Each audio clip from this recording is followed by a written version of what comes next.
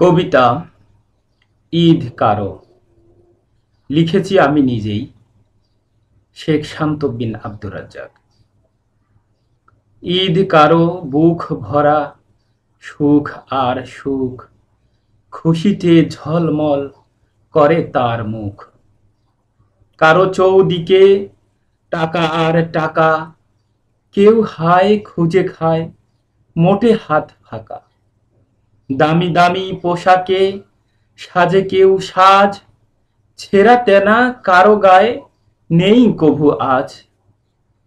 কারো ঘরে খুব করে হয় আয়োজন, কোরমা পোলাও দিয়ে কি মজার ভোজন। কারো দিন কাটে পথে ঘাটে, ঘরটুকু নাই, ঝুটা খাবারে ক্ষুধা মিটাতেছে তাই। ফ্রিজ ভেঙ্গে পড়ে কারো মাংসের ভারে, ধুকে ধুকে মরে কেউ খুব অনাহারে। ঈদ কারো সুখ আর খুশির মালা, ঈদ কারো দুঃখ আর ব্যথার জ্বালা।